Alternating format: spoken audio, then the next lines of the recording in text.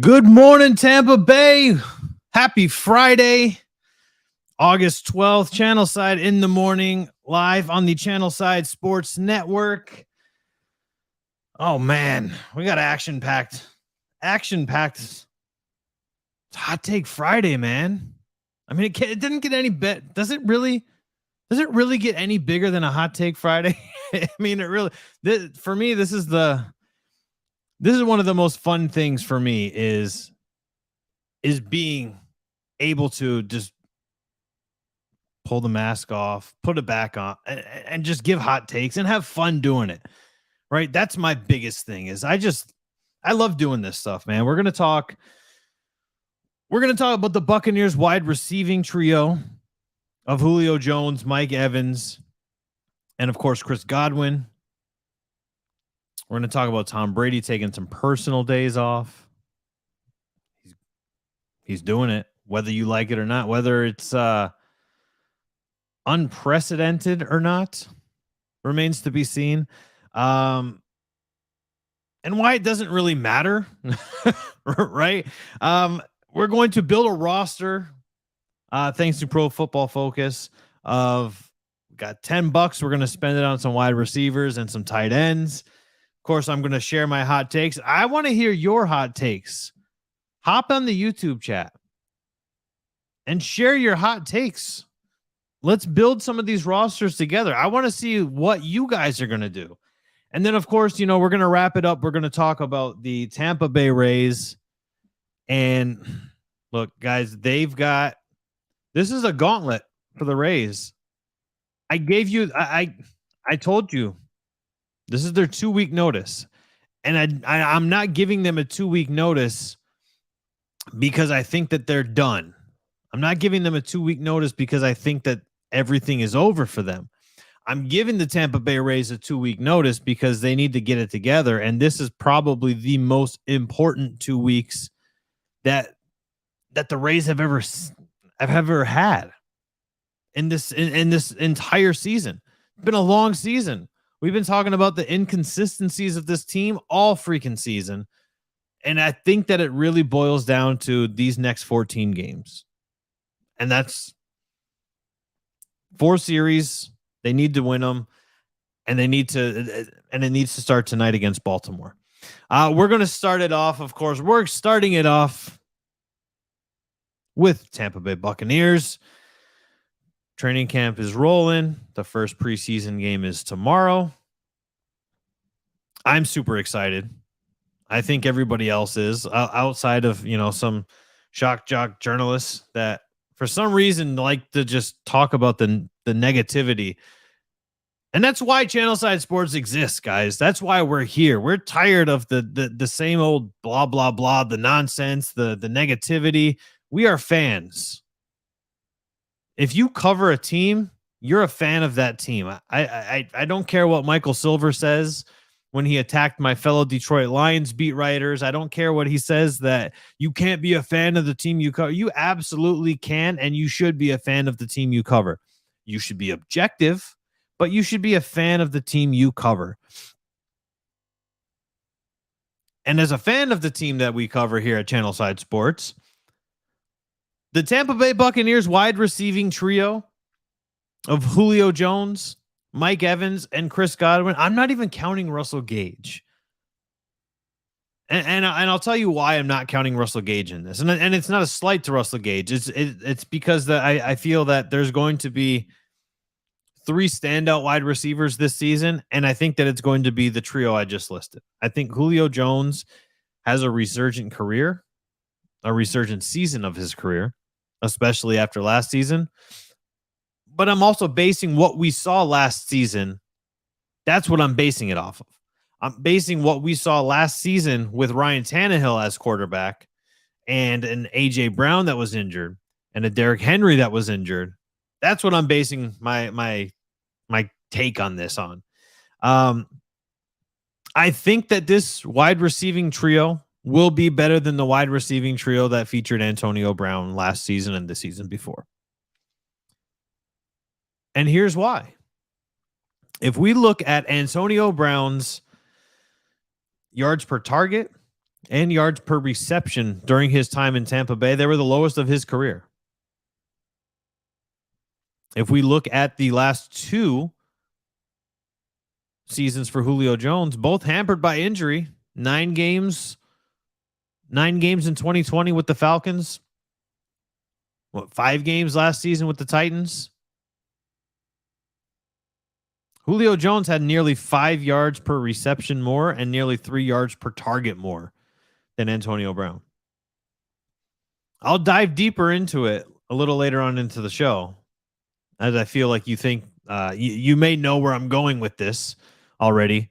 But Julio Jones can stretch the field better than Antonio Brown can. Antonio Brown's a phenomenal receiver.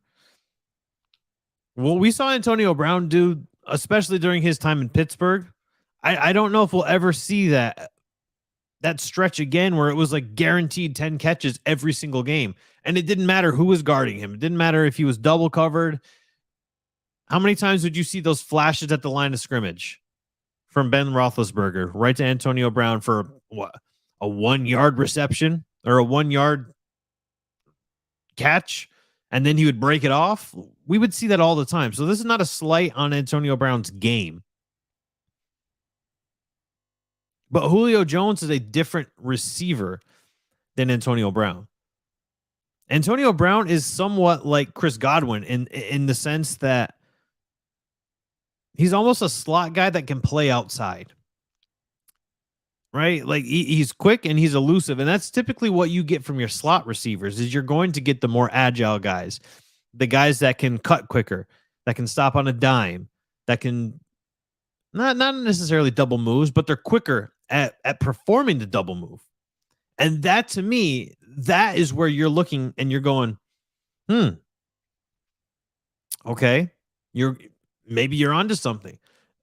I know that at some point we are going to see a lineup that features both Mike Evans and Julio Jones on the outside and Chris Godwin in the slot. You can't tell me that we're not going to see that. We are 100% going to be seeing that. And I think we're going to see that a lot. I really think that we're going to see that a lot.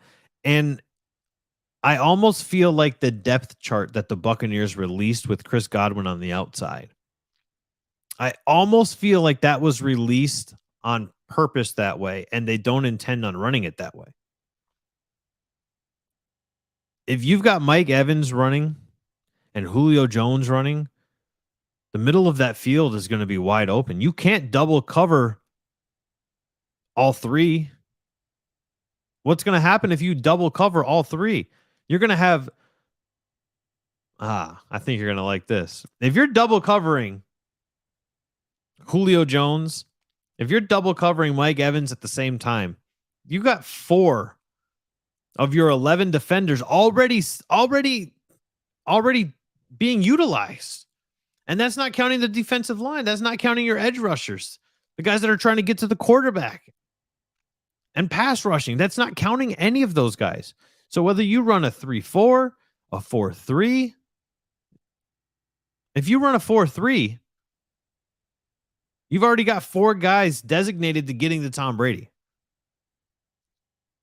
If you're double covering Mike Evans and Julio Jones, you've now got 8 of your 11 guys engaged already. So what happens there? This to me is a more pick your poison than it was with Antonio Brown. If Antonio Brown is running through the middle of the field, you can kind of cheat off of him and you can kind of use a zone defense. If Julio Jones is running deep, he can climb the ladder better than Antonio Brown. Simply put, because he's taller. Julio Jones is taller and he's longer than Antonio Brown. So he's able to climb the ladder just by default. He's able to climb the ladder better than Antonio Brown was. But you can't afford to double them. If you're Russell Gage or Chris Godwin, and God forbid, if Chris Godwin is out there, are you gonna single cover Chris Godwin, who actually has more receptions than Mike Evans? Sure, he's coming off an ACL, but you're telling me that you're going to single cover We're going to be seeing a lot of different looks. Defenses are going to have to operate differently than they have in the past with the Tampa Bay Buccaneers this season if Julio Jones stays healthy. Imagine if you're Kate Otten or Kyle Rudolph or Cameron Brate or Russell Gage in the slot. Imagine you're one of those guys. If Julio Jones and Mike Evans are both out there, you've got a field of dreams in front of you. You've got prime real estate. You can catch a 3-yard pass and still have nobody within what? 7 yards of you? At that point, all you have to do is be like moderately fast to pick up a first down. You've got to be moderately elusive to pick up a first down when you've got that much real estate available. But I do think that this can be the most dangerous wide receiving trio that the league has ever seen. And this is even being modest, accounting for Julio Jones's recent bit of bad health. The last time we saw a wide receiving trio where each wide receiver had over 1,000 yards was 2008 with the Arizona Cardinals. That wide receiving core featured Larry Fitzgerald. It featured Anquan Bolden. And it featured Steve Breston. Some of you who are casual football fans, and there's nothing wrong with a casual football fan. And if you're a casual football fan and you are tuning in, thank you. And if you're a diehard football fan and you're tuning in, thank you. But a casual football fan probably has absolutely no idea who the hell Steve Breston is. Am I wrong?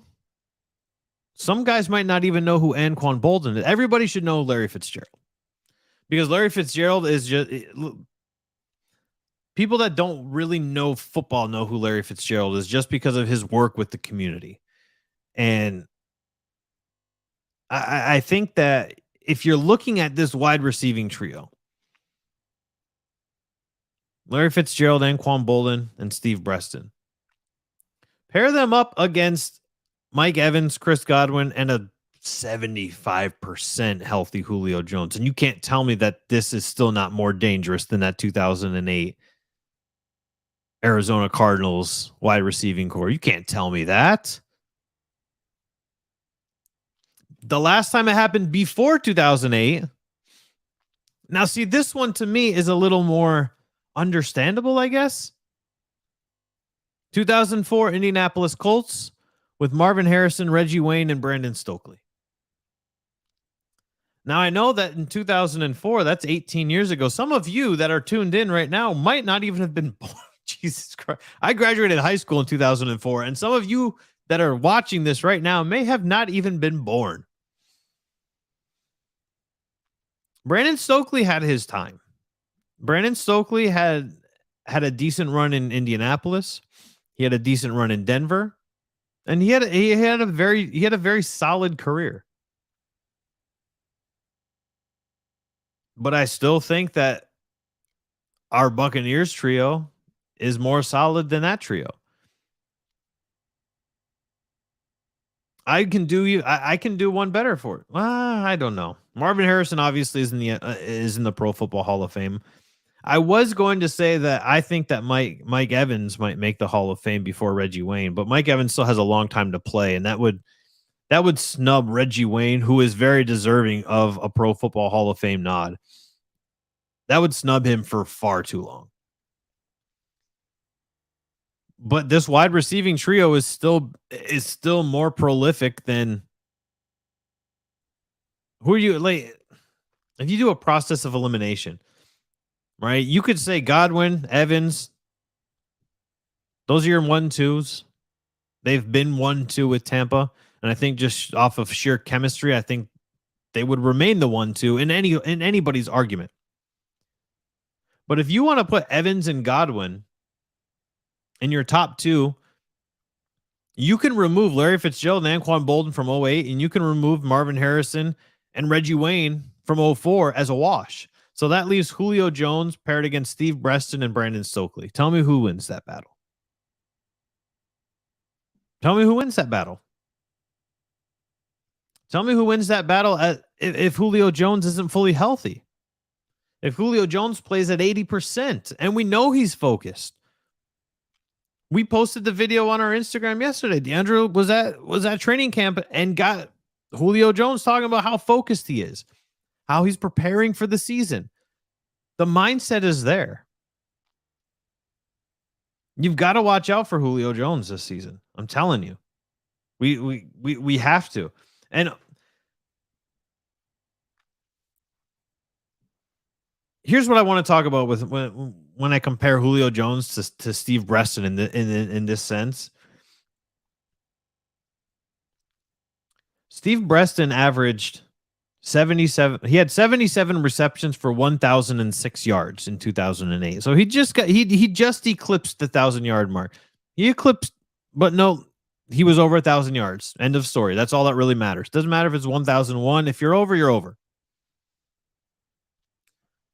That's 4.8 receptions per game and 62.9 yards per game. That's very doable for Julio Jones. And also, they've got 17 games. We know that records are going to fall. We know that records are going to get broken because there's a 17th game. Crying about a 17th game is not going to do anything for anybody. We can't cry about the 17th game. Everybody cried, right? Everybody cried when the league went from 15 games to 16 games. Everybody was upset about that. Well, what about the 15 game records? The game evolved. And now these records that you are coveting and holding so near and dear to your heart over these 16 games, guess what? They're going to fall because the game evolved. What, O.J. Simpson ran for 2,000 yards in 14 games, 15 games? Even if what happens or didn't happen, but even if what happened with O.J. Simpson and the murder trial didn't happen, people aren't going to be talking about that anymore. That's yesterday's news. That was too long ago. The game evolved. We moved on. Certain players continue to get talked about, like Joe Namath, because the Jets haven't done squat. The Jets haven't done anything since Joe Namath predicted a Super Bowl win and for some reason got inducted to the Pro Football Hall of Fame. But the point is we're going to see records fall, and that's just the nature of the beast. So saying, oh, there's going to be an asterisk, there's got to, for what? This is the way the game has evolved. Period. It's 17 games from here on out. There were no asterisks for the 16-yard records. There were no asterisks for the 15-yard records. So shut up about it and move on. That's all that you can do. And if you don't think that in 17 games we can see Julio Jones average better than 4.8 receptions per game and 62.9 yards per game, you're sorely mistaken. Julio Jones averages over 14 yards per reception. You don't think Tom Brady's going to utilize the hell out of him? If anybody can find anything, I said this yesterday, if anybody can find anything left in the tank for any wide receiver, for any tight end, running back, anybody, maybe not running back, but anybody that Tom Brady's passing the ball to, Tom Brady can milk everything out of you. There's not a better quarterback in the league to find whatever is left in your tank and make the most of it. There is not a better quarterback to do it other than Tom Brady. Why do you think Julio Jones took the opportunity to come down to Tampa Bay? He didn't come down to Tampa Bay to say, well, maybe I could be wide receiver 4. He came down to Tampa Bay, because they are one of the favorites to win the Super Bowl and the second favorite overall to win the Super Bowl. The favorite in the NFC, doesn't matter what sports book you read. Doesn't matter if you're on DraftKings or FanDuel or Hard Rock. The Buccaneers are the favorite to come out of the NFC. That's why Julio Jones came down here. So you can chase a ring to close out his career on a high note. And then he came down here because You have Tom Brady. There's no better quarterback for the situation he is in other than Tom Brady to find whatever is left in that tank. And if you listen to what Julio Jones said yesterday, and you've listened to him throughout training camp, Julio Jones is focused, he's healthy, and he is determined to come into this season and play this season as the Julio Jones we have all grown to love or hate from him scorching our Buccaneers teams over the years. But this is the guy. So don't tell me that this wide receiving trio can't beat the 08 Arizona Cardinals wide receiving trio. I don't buy it. Tom Brady's taking personal days off. And like what he's taking personal time off. Who cares? Todd Bowles says it was discussed before training camp. Why should we believe that Todd Bowles is lying to us? Right? There's no Todd. Has Todd Bowles ever said anything to us to question his trust? Where we're like, ooh, hey, yeah, I don't know. I think old Toddy boy's lying to me over here. I think that there's something up. I think he's done. A lot of people are going, oh, he's going to play one game and he's going to retire. You can't be serious with that mindset, with that take. You can't be serious to say, oh, Tom Brady's going to play one game and then he's going to hang it up. This guy's played in the league for 22 seasons. You think that he's just going to hang it up after one game? You don't hang it up after one game if you played for 22 seasons. You played for 22 seasons, because health was on your side. The health gods were on your side, so to speak. But you played 22 seasons in the NFL because you're a competitor. A competitor is not going to hang up the cleats after one game of the season. Tom Brady's not going to come back, go through training camp, and then decide, hey, I don't feel like doing this anymore. It's not going to happen. Tom Brady's not going to do that. There's no reason to believe it's anything other than personal time off. I had somebody asked me and said, well, if this was planned, why didn't we know about it before? Well, there's two reasons why we didn't know about it before. The first reason is we don't sit in at press conferences and say, hey, could you please foreshadow the future attendance of said player? There's nobody sitting in a press conference doing that. So that's one reason why we don't know. And we didn't know ahead of time. The second reason is very simple. It's none of our damn business. It's not our business. If Tom Brady wants to take personal days, if Mike Evans wants to take personal days, Levante David, it doesn't matter. It's not our business. It's their life. It's the coaches. It's the Tampa Bay Buccaneers decision. And you really think that a guy like Tom Brady, who's been in the league for 22 seasons,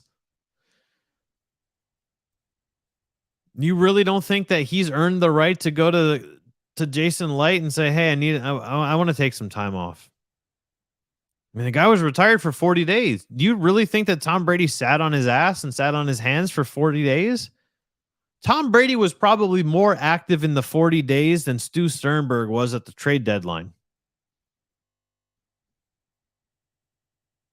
He's got stuff to do. And he doesn't have to explain it to me. And he doesn't have to explain it to you. Tom Brady's going to do what Tom Brady wants to do. Todd Bowles says he's going to be back after the Tennessee Titans preseason game and before September 11th to suit up against the Cowboys for Sunday Night Football. Then that's what's going to happen.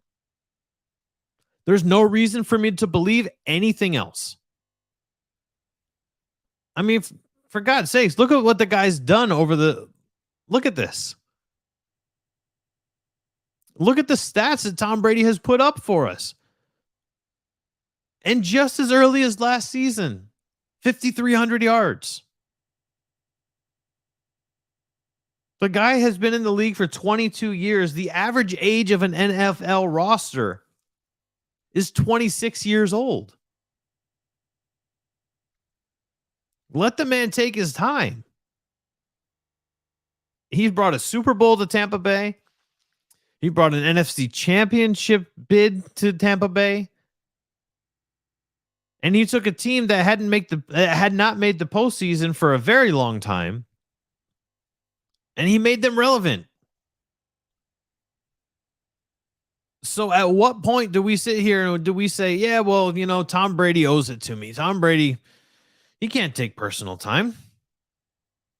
There's something that is there's something deeper here. Tom Brady's taken time for some other reason other than he wants to. Stop looking so far into it. I don't care if a reporter says that it is unprecedented. What's unprecedented? Wanting to take time off is not unprecedented. Everybody wants to take time off. You are probably driving to work right now, listening to Channelside in the morning, going, damn, I would love to take some time off of work. And here's the difference between Tom Brady and you. Is you have a regular job, and Tom Brady does not have a regular job, and we cannot compare the two. So when people want to any sort of comparison, and I'm not diving into a rabbit hole, but you cannot compare anybody's 9-to-5 job to a professional athlete's job. If Tom Brady says, hey, I want time off. Tom Brady says, hey, I want time off. Jason Light says, sure, GOAT, takes your time off. End of story. There's nothing left to discuss, and that is what it is. As we move forward here, we're going to. I was looking forward to this, and I was looking forward to this so much that you know what's crazy. I did not even. I'm not kidding you. I didn't even register my pick'em. I didn't even do this. I wanted to do this on the fly. So I've got $10 and I'm going to build 3 wide receivers and a tight end from each column. Well, I'm going to preface this by saying I'm going to take Kyle Pitts, because Kyle Pitts for $1 is a huge bang for my buck. George Kittle, great tight end, injury prone. No, thank you. So now I've still got $9 left. I've got Kyle Pitts. I'm almost debating on taking Slant Man with another $1. I'm almost debating on doing that. And here's the reason why, is because I can go Kyle Pitts and Michael Thomas and still have $8 left over, right? Perfect. Mike Evans at 3, Devontae Adams at 5. Sold. Devontae Adams, Mike Evans, Michael Thomas, Kyle Pitts.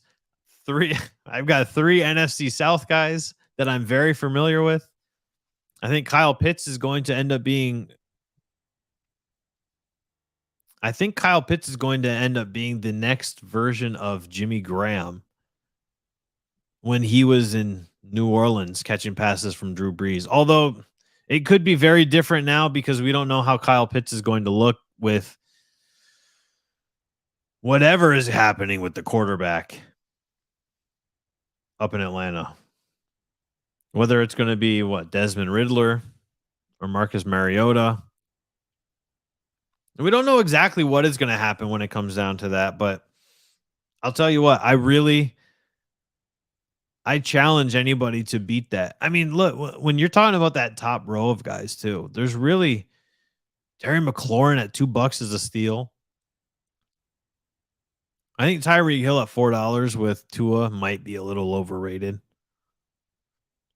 but I'll take a gamble with Kyle Pitts and $1. And Mike Evans at $3 is a steal. And this just goes to show you right here that Mike Evans gets zero respect when it comes to zero respect, man, when it comes to Mike Evans. And I'm not a fan of that. But it is what it is. Mike Evans is forever going to be underrated.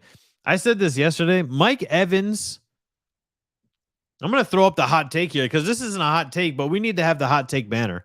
Mike Evans might be the most underrated and underappreciated wide receiver of all time when it comes to national media attention. Now it's time for a hot now it's time for a hot take Friday. It was like a little bonus hot take for you. I don't even know if it's a hot take. I've got another one that might not necessarily be a hot take, but it does kind of tie into what I just said. And my first hot take of this hot take Friday on August 12th on Channelside in the morning is that Mike Evans this season will get his first ever first team All-Pro. Hot take? Maybe not. But the fact that he has recorded 8 fantastic seasons, that he had 14 touchdowns last season, that he also had his 8th straight 1,000-yard receiving season, that he has scored more touchdowns in the league than any wide receiver since he entered the NFL. The fact that he hasn't gotten at least one at this point it's a crime. Somebody should be locked up. I don't know who does. I don't know everybody that's on the voting committee for this. I know some people. Obviously, I've never pried. I've never asked them, hey, who did you vote for? But I'll tell you what, that somebody needs to be locked up for it because it's an absolute crime. It should be a felony that Mike Evans has not had a first team All-Pro nod. And he's had what? 1, 2 Pro Bowls? It's sad and disappointing. All at once. All at the same time is where it's sad and disappointing. My next hot take number 2 of this Friday. Julio Jones is going to eclipse 1,000 yards, which goes completely against my projection of 750. But man, I'll tell you what, the hearing him talk and seeing the focus in his face and seeing the determination and hearing the tone of his voice, that really sets me that really sets me up for a vision of success and redemption for Julio Jones at this stage in his career, which is kind of piggybacking off of the arguably one of the greatest wide receiving trios to ever enter a season. Julio Jones averages 91.9 yards per game over his career. Is he still essentially a 100-yard per game wide receiver? He's not. We know that. And we'd be foolish to think that. But if you do the math and you take just over 60% of that 91.9 yards per game and you do it over 17 games, I'm telling you right now, Julio Jones is going to eclipse 1,000 yards. 60% of 91. I don't see how he can't average 60, 65 yards per game. That puts him over the cusp. Now Julio Jones, I'm not even going to question health because that makes it not a hot take. Julio Jones will eclipse 1,000 yards. Period. After yesterday's interview, this should not be, for me, this should not be a question any longer. I think Julio Jones goes over the 1,000-yard mark, and people will look at this wide receiving trio because, Mike Evans is guaranteed he's guaranteed 1,000 yards. Chris Godwin had near 1,000 yards with 14 games. There's no reason to think that this wide receiving trio Will be the first trio since 2008 to get over 1,000 yards. My third and final hot take on this Hot Take Friday. Cade Otton is going to break Cameron Brate's rookie tight end touchdown reception record of 8 this season.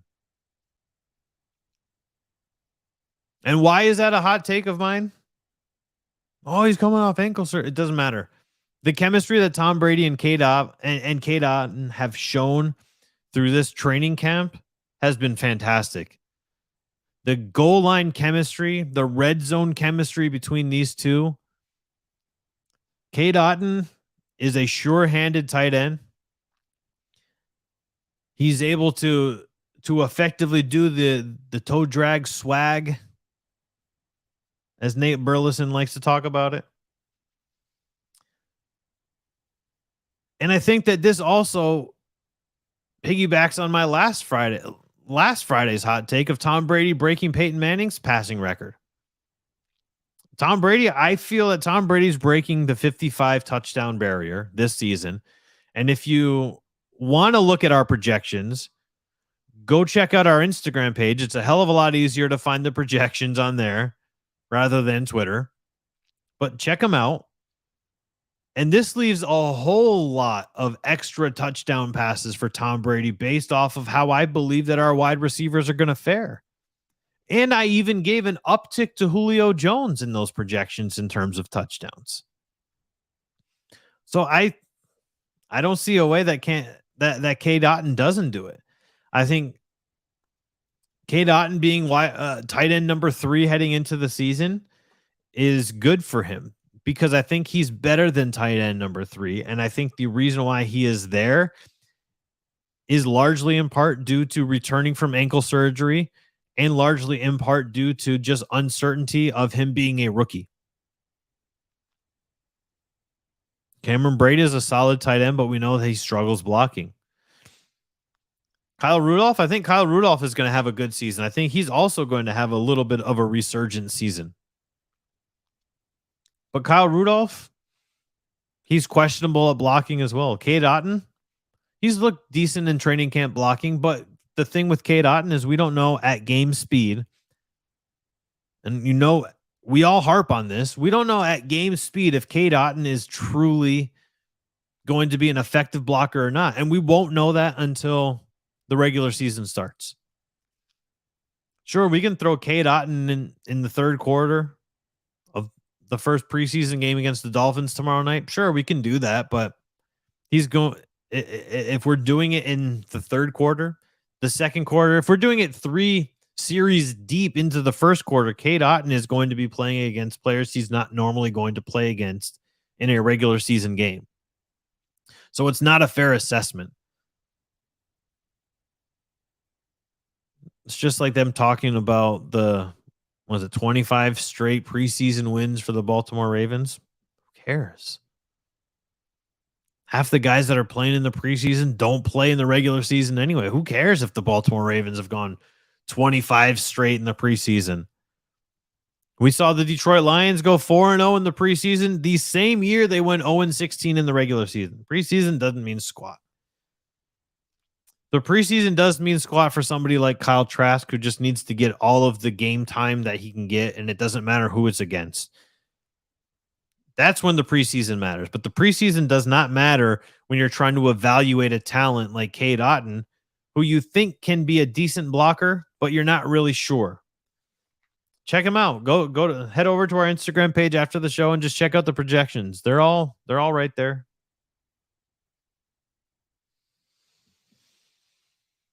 The worst ballparks. Shout out to the game day. They're loading us up with talking content today, huh? The top 10 worst baseball stadiums in the major league. Number 1.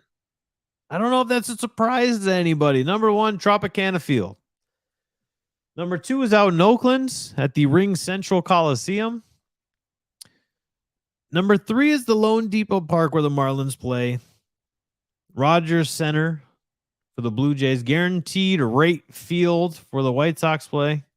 I don't know if that's the worst stadium, but it is by far the worst named stadium. Nationals Park, Chase Field, Globe Life Park, American Family Field, and then Yankee Stadium. I'm a little confused why a place like Lone Depot Park is listed at number 3. And I know there's parking issues, and maybe we're taking that into consideration. I know the location's not good, but it's a new ballpark. It's a new stadium. I don't know anybody that hates the stadium itself. I know people that hate the location and they hate like the outside amenities like parking.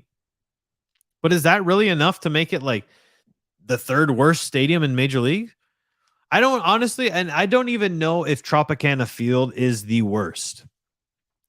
I think Tropicana Field might be the second worst. I think I would give it to the Coliseum as the worst ballpark in the major leagues. And I'm solely doing that because that park it's so bad that it caused the Raiders to leave California altogether and go to Vegas. The Raiders and the Athletics have been asking for a new stadium for probably as long as the Rays fans have been wanting to get out of the Trop. But that's where my difference is we've got two teams that were affected by a poor stadium versus one team that's affected by a poor stadium.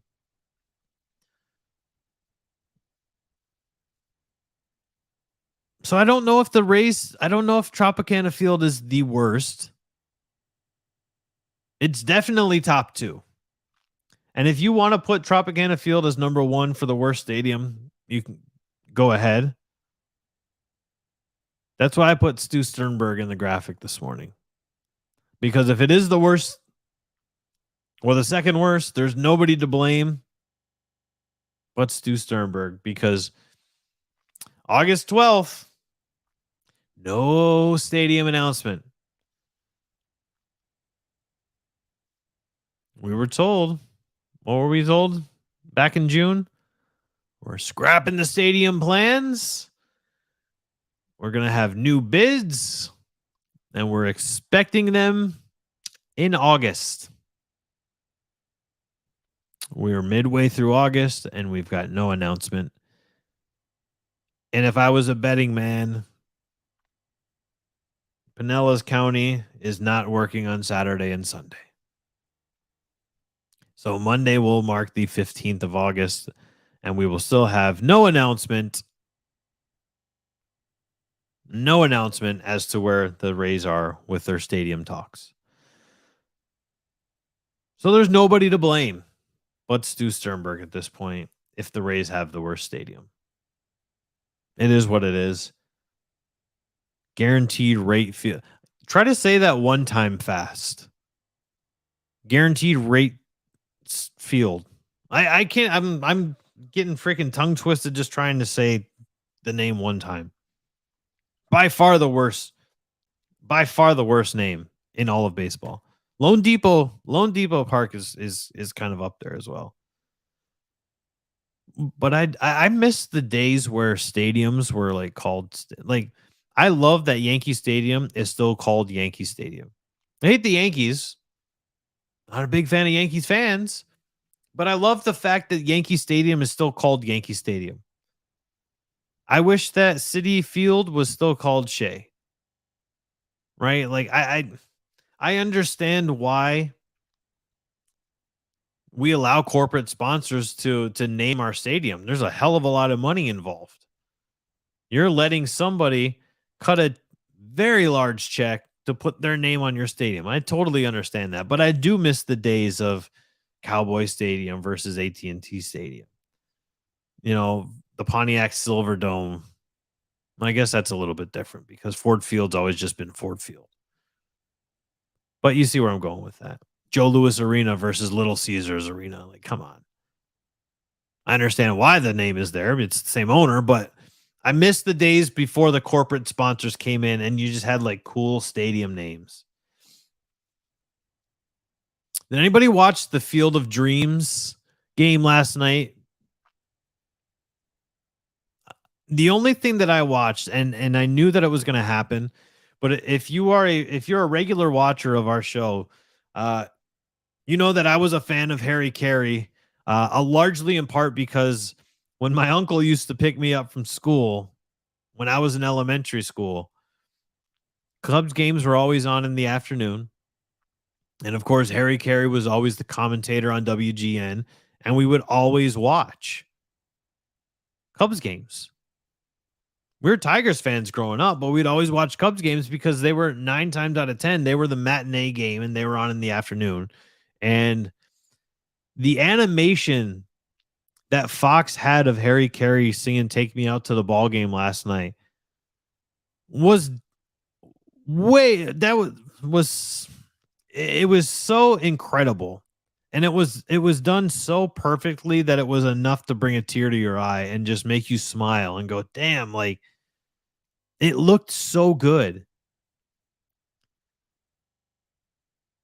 It looked so good that while I was watching it, I had to Google search to be like, "Hey, is this a hologram? Is this CGI?" Like I'm lost here because it looked so real, especially when they cut that camera behind him and you see him like pumping up his arm when it's root root root for the Cubbies, right? That for me was just it was absolutely incredible, and kudos to Fox for getting that done because it was just that Harry Carey tribute was just absolutely fantastic. Wander Franco is back at practice, which is great. Great news for the Tampa Bay Rays. They hope to have him back by the end of August. And the end of August is kind of where I'm visioning this team really deciding whether they're going to be in the playoffs or not. Of course, the end of September, they're hoping to have Shane Baz and Tyler Glasnow by the end of September to be back on the mound. But I said this yesterday, and we're going to talk about it again today. Tonight begins the most important 14 game stretch, the most important 14 days begins tonight for the Tampa Bay Rays. You've got 8 winnable games, 11 if you include the 3 with the Baltimore Orioles. You've got 11 out of 14 games that are very winnable. I'm going to count out the Yankees. We'll give the Yankees the sweep. What the hell? And we're doing that to be generous. I know the Rays have had as many as 17 players on IL this season. And what they've done this season is a real it's impressive.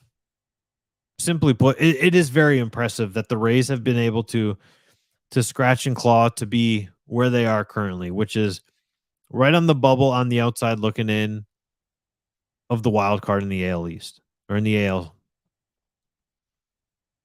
And as much flack as I give Kevin Cash, being able to be in this position does say a lot.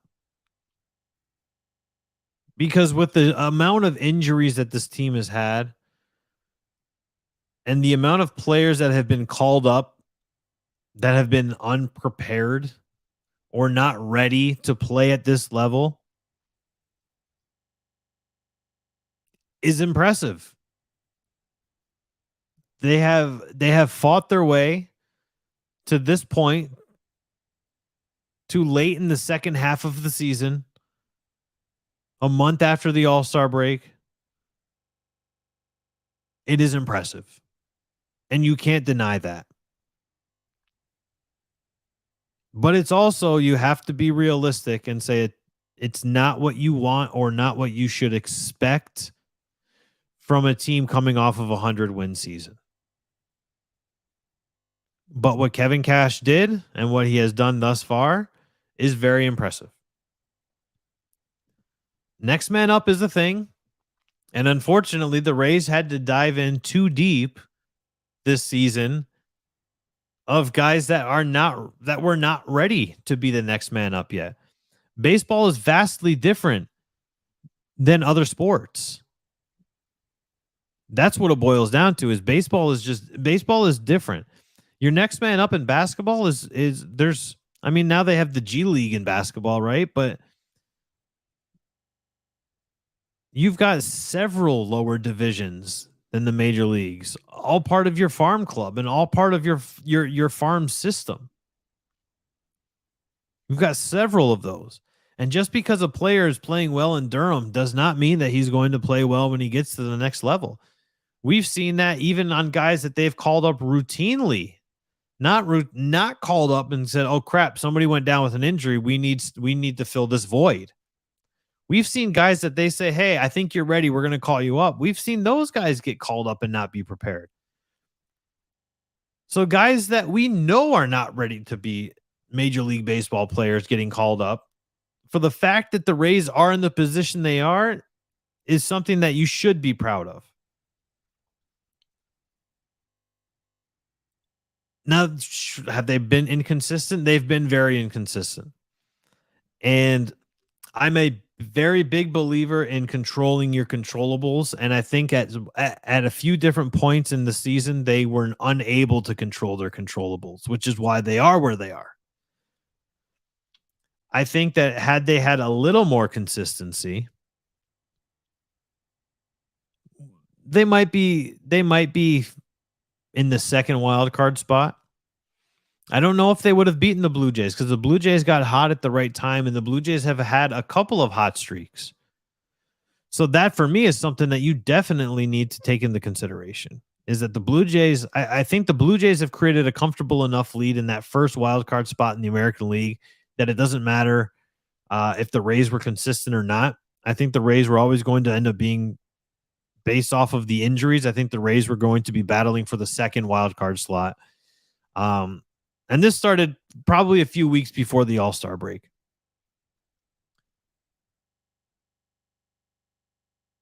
But the inconsistencies are that's why they are where they are.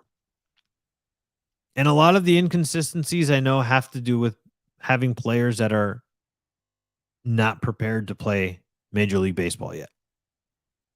But you have to still have that next man up mentality.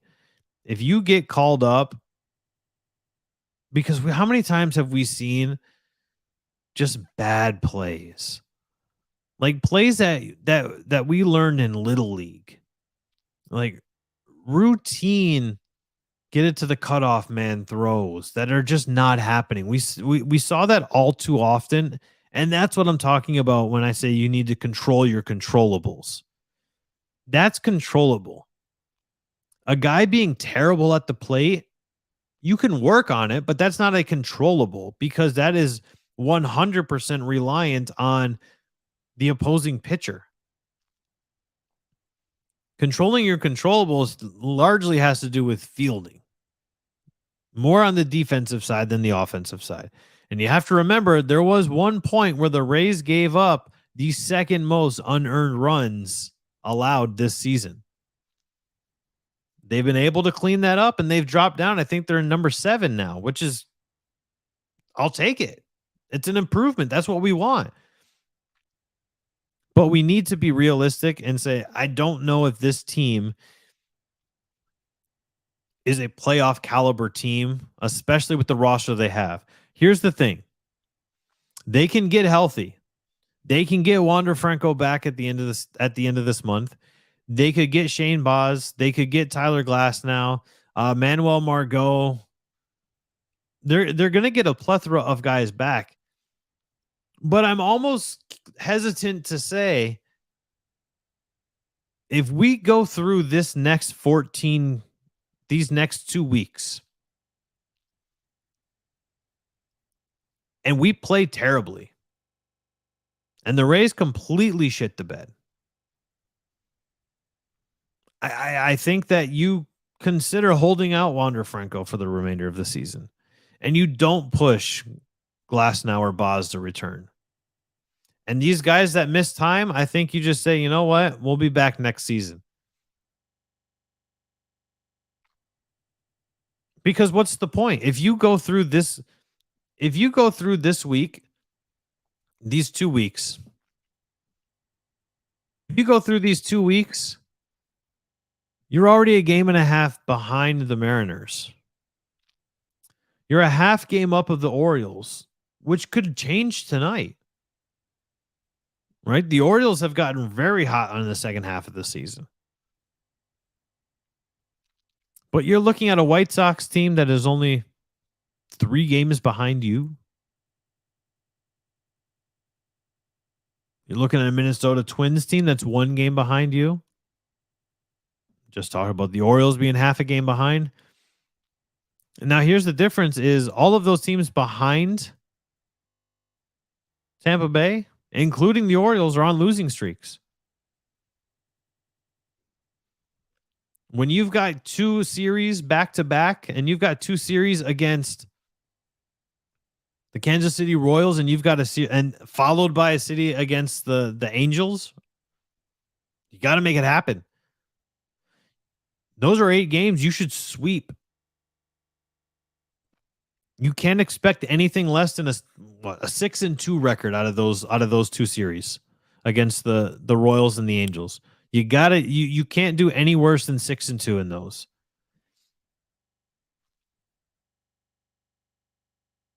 If they come out of these 2 weeks unscathed, bring Ronder Franco back. Bring Shane Baz back.